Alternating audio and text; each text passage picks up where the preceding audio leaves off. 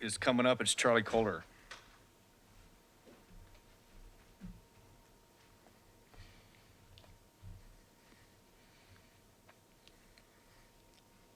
Look at you, or? Oh, hey.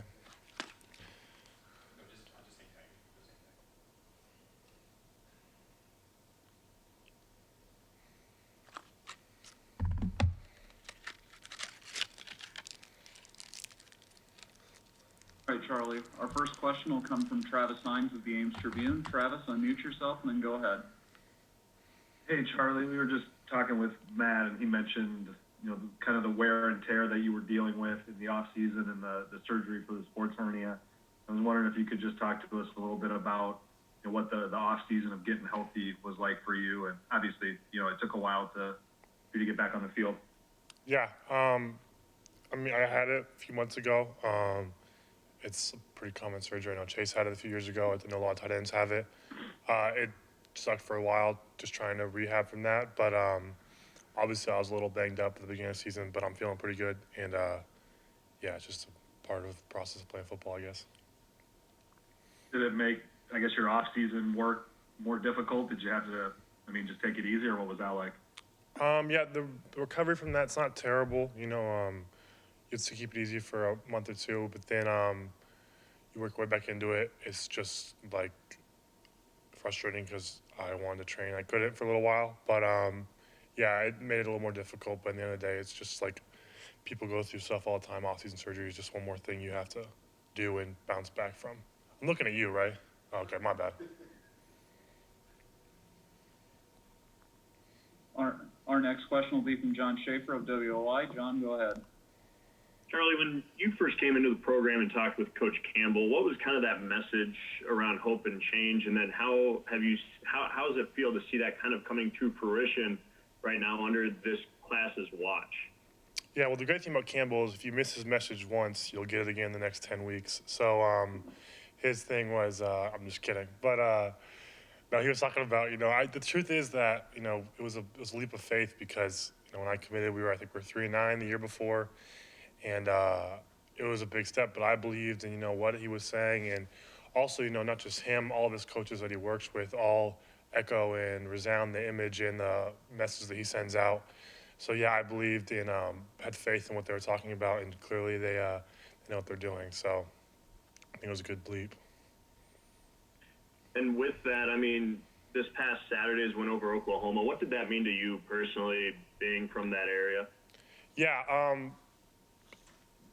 obviously it was a good team win, but personally, that was a little extra special for me. I grew up just a few minutes from the stadium. I grew up a diehard OU fan, and I know we've come close to beating them, but personally, when I was playing, we haven't beaten them, and so that was extra special. Especially because I have a ton of respect for that whole program, that coaching staff, but also I took offense when I didn't get an offer. Not that because I know Coach Stoops and Coach Riley, and they're both great, awesome guys. But just personally, as a competitor, I grew up an OU fan. That's what was my goal. And so when I didn't get that, that was frustrating. But the truth is that I couldn't be happier where I ended up. I love it here. I have all the respect in the world for OU and their coaching staff, but I'm absolutely glad I loved it here. So for me personally, that was a big, should have done it last year, could have done it last year, but that was a great win. Next question will be from Randy Peterson, the Des Moines Register. Go ahead, Randy. Charlie, Iowa State teams in the past have had trouble keeping their focus after games. They've gone out lost. That happens to a lot of programs. But under Matt Campbell, they haven't been able to. What's his secret, do you think? What is the secret to not getting full of yourselves? Not you guys barely, but after big victories? Man, what's the secret? They make sure to remind us all the time, I honestly, if you took Campbell's message after a loss and after a win, you couldn't even tell the difference because both times he just says stuff about how we need to get better. And so, after the win, he was still, it was a great win, but got to come back the next week. So I felt like we won the game, and then I felt like we lost the game. So I know I'm ready to go the next week. So we're good to go. I got one more, and I just thought about what you were talking. I don't know if you can answer. I don't know how answerable it is or not, but I'm just curious. What Oklahoma was whining about? They wanted pass interference or holding or something like that on the interception, on play interception, whenever it was. Last year, Iowa State, there was a similar play in the end zone on the 2-point conversion that went the other way. Mm-hmm. What, was there any sense of redemption for you guys or anything, or did you, I don't know how you can answer that. I don't even know what I expect you to say, but is there any sense of redemption after what happened last year to win this year? Lost you a little bit, but I think the question about the redemption from the refs, or was it the redemption from OU? A little bit of both? Redemption from the finish, from the way it finished. Because, yeah. There was some consideration. Yeah. Yeah, I saw the quotes about, the last call. I thought it was interesting. Obviously I saw the play and there was a little bit of contact, but I didn't think it was a call. And and last year when we lost the game, I don't think we were complaining about the refs, because the thing is, refs make calls both ways, and there's definitely calls both ways. I mean, early in the game, they called me downfield on a pass because they confused Dylan and I's numbers, and so there's mistakes both ways, and they owned up to it. So I think the refs definitely have calls go both ways, but I think at the end of the day, you can't complain on the outcome of the game based on the ref. But yeah, obviously there's redemption. That loss, obviously, last year didn't sit well. I mean, especially personally, I was on the field for the last play of the game, and I felt that I didn't have enough impact throughout the game. So there was redemption for the team in terms of that. But at the end of the day, it's an amazing win. It's a win for me over a hometown team, but it's just one game, and it's Tuesday, practice today, we're on to Texas Tech. So. Thanks, Charlie. Yep. See you guys. Our next question will be from Matt Valentin of the Iowa State Daily. Sorry. My bad, Matt. Yeah, Charlie, we were talking with Coach Campbell before you came on, and he mentioned how this offense is in a really unique spot of finding a really good balance. He said there's so many receivers on this team this year. There's not just one guy that can do it all. Everyone's, contributing. There's tight ends that can not only, block, they can catch and get an open space, and there's running backs that can get the job done. Just what is it like to be a part of this offense, and how would you describe it this year? Jeez. Okay. It's a great. Yeah, I mean, I just try to contribute any way I can. The offense, the great things we got. I mean, Brees is not bad. He's a pretty good player. We've come to see. Offensive lines playing pretty well. The receivers, tight ends, QBs were all coming together. And I think that's what important is that also the best part of the offense is that we don't have a lot of selfish guys. As much as I like to joke around and make fun of people, it's true that, the offense does a good job of, we care about one thing, and that's putting the ball in the end zone. It doesn't matter if the running backs do it, the receivers, Brock, the tight ends, and so that's one huge part of it. And then, I forgot, what was the second part of your question? It was offense, and what else? Just what is it like to be a part of this offense, just for you having so much balance where, the ball could go anywhere at any time? Yeah, it's a blessing that we have so much talent throughout the offense, because the defense isn't able to key in on one guy.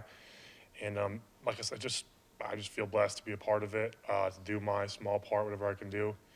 And the best thing about it is the defense is also pretty darn good. So just the whole team, it's made up of a bunch of guys who just come to work every day, and it's a great thing.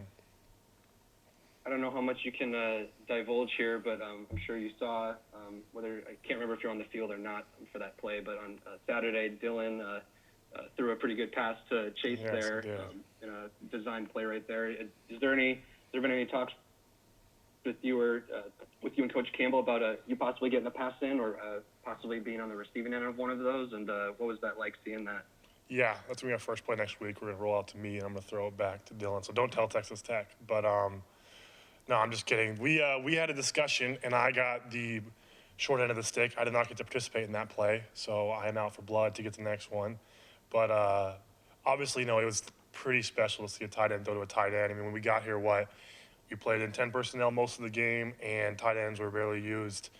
And to see the development of the position, starting from the guys like Sam Harms and Sean Buckner, who set the groundwork for the position for where it is today, is something beautiful. And small plays like that, mean so much to us. And also, Dylan does so. I'm joking about I think to be a part of it because the truth is Dylan does everything for this team and barely gets any credit. And to see him get to make a play like that is incredible because he's the unsung hero of our room and so many parts of the offense and special teams. So I was so happy for him and Chase to do something like that. All right, thank you. Yeah, no problem. Our final question for Charlie will be from Travis Hines of the Ames Tribune. Go ahead, Travis.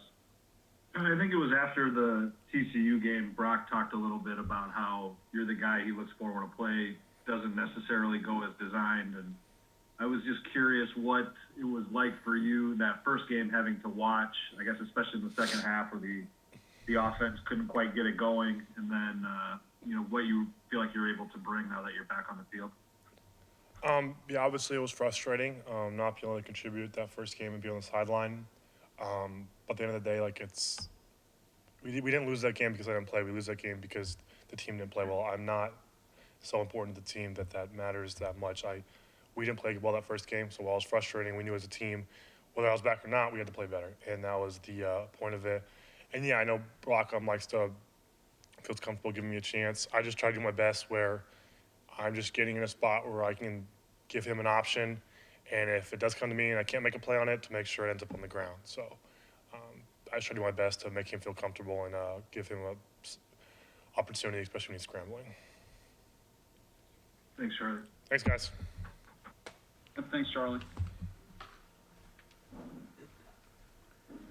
All right, our next student athlete is wide receiver Xavier Hutchinson.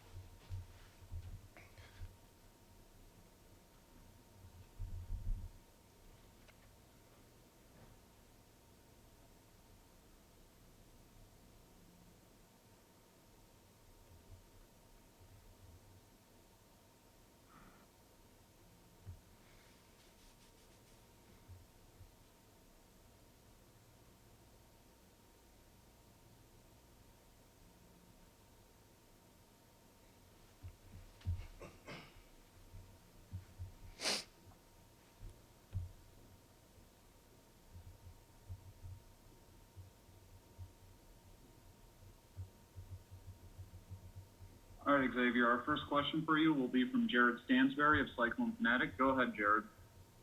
Hey, Xavier, I was just curious how did it feel to be able to get into the end zone for the first time as a Cyclone on Saturday, and what did you kind of see on that play that as it developed? Well, first, it felt really good to get in the end zone for the first time. Even though it wasn't a full stadium, it felt like a full stadium, so it was just really great experience. And then second on the play, I mean, when you have a running back like Brees, people are going to stack the box and it's going to give, receivers one-on-one opportunities.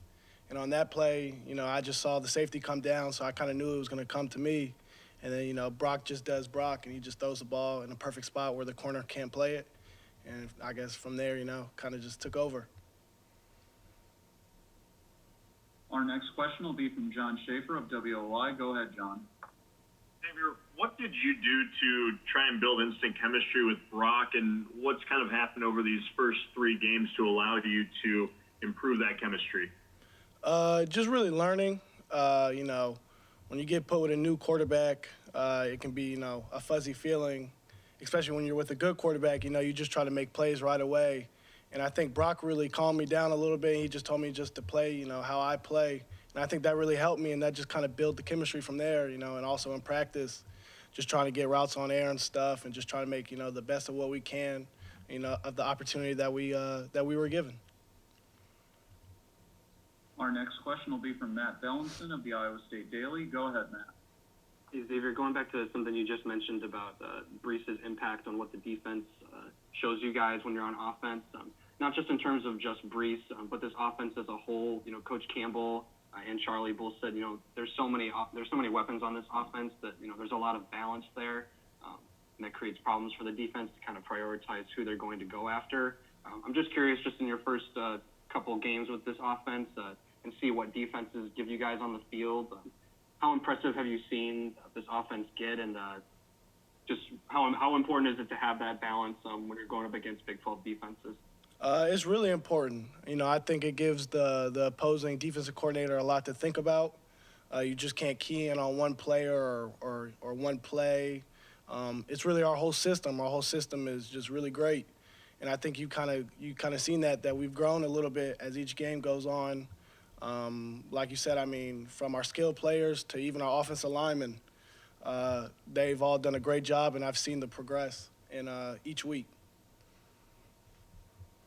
Coach Campbell talked about how you're growing into your role and you're getting more comfortable, like you already mentioned with Brock and the rest of this offense. Just from your own personal standpoint, what have you seen from yourself in these first 3 games, and how do you think that you've grown? I think I've grown a lot. The first game was very timid. I was very nervous, to say the least. But as it kind of went on, I kind of just, realized that this is just football. And I think, I progressed in a lot of different ways. The game speed, just kind of getting used to everything, just really helped me out. And then just, the support that I get from coaches, players, that also makes it a lot easier for you when you go out onto the football field. All right, thank you. Our next question will be from Stephen McDaniel of the Iowa State Daily. Go ahead, Stephen. How's it going, Xavier? It's going good. How are you doing? Doing great. So, obviously a big upset win over Oklahoma. How do you and the rest of the team kind of have to keep a level head going into Texas Tech after coming off such a big win? That was last week. The game that we played was last week. So I think everyone on the team kind of realized that. And even after the game, I think, we all relished the moment and we enjoyed it all together. But I think now when you start a new week, I think everyone, and we have, great leaders on our team who remind us that, this is a new week and this is a new opportunity against a really good opponent. So. Thank you. That's all the questions we have for you, Xavier. Thank you very much. Thank you.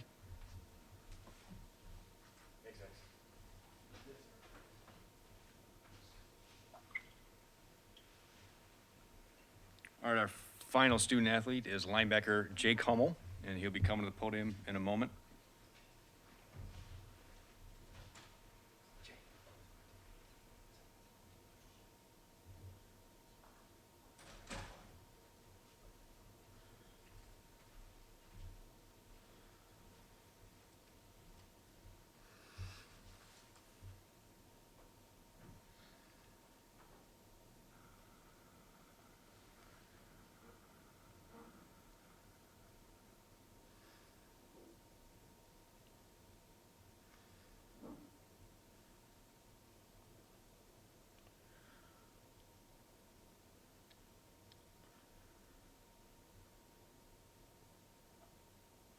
All right, Jake, our first question will come from Jared Stansberry of Cyclone Fanatic. Go ahead, Jared. Hey, Jake.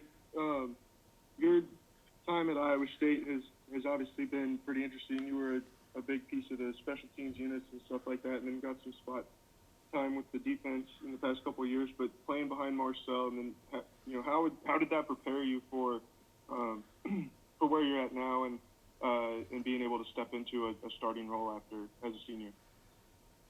I would say playing behind guys like Marcel and learning from the older guys that I've had the time that I've been here has really formed me into the football player I am today.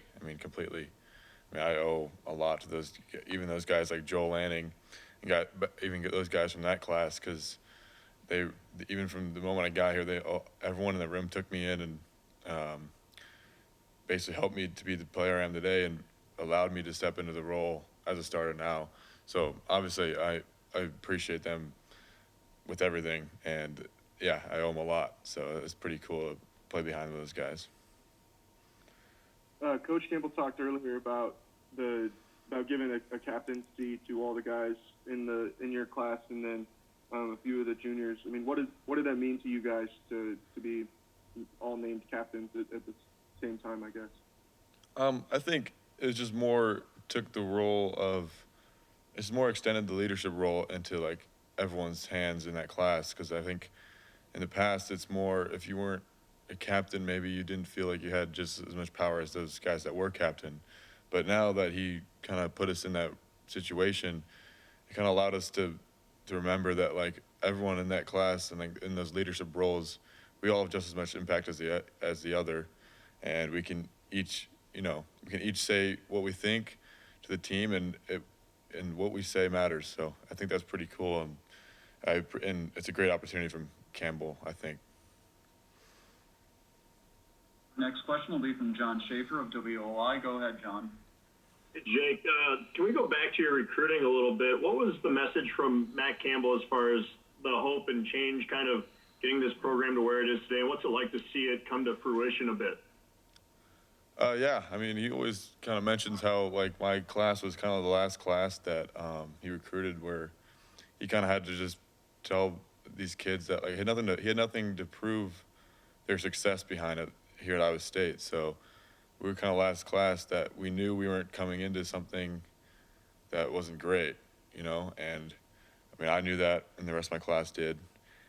But we believed in him, and his message was basically like, and you could see it, you could feel it in his message, that his message, you know, when he told us that he's going to make changes here and their program was going to do big things that haven't happened here in the past, you kind of felt it from him. And I guess it was just more just taking that leap with him.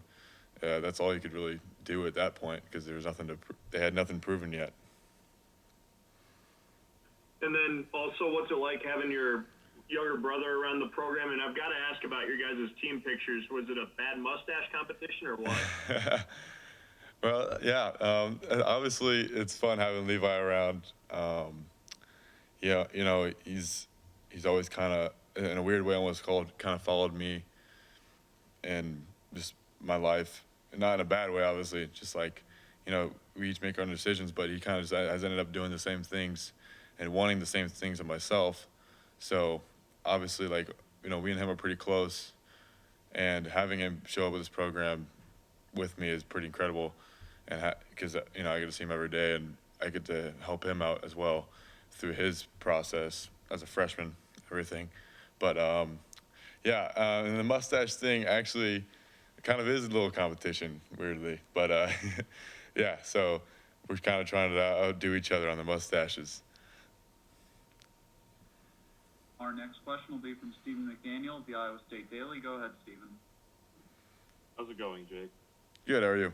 So I feel like I'm doing great. So I kind of feel like it's just been the story of the year of getting off the slow starts, whether it be just with the Louisiana game, and it kind of seen that in the Oklahoma game, where it kind of felt like, you know, the Sooners were in control for that like first quarter and a half. But then, you know, as the game went on, you know, the wheels got turning. Just kind of in your eyes, what do you think the defense has to do this weekend to just hit the ground running against Texas Tech? Yeah, I think a lot of that has to, starting slow, I'd say. I mean, I agree that I think it takes some time in those games to kind of catch our feet almost, and we have discussed that as a defense and how we can't allow those things to happen right off the bat, because sometimes, like in other games, that we might not be able to, you know, come back from those slow starts. But you know, I think a big key to that would just be, you know, understanding that you're going to get new things that you haven't seen before in practice at the start of the game, and prepare for that. And it's just really at that point, in those plays that you've never seen before, it's all about doing your job that you were coached to do. And that's kind of just the main solution. And you can't really stray away from that. Thank you. And that's all the questions we have for you, Jake. Thanks for your time today. Thank you.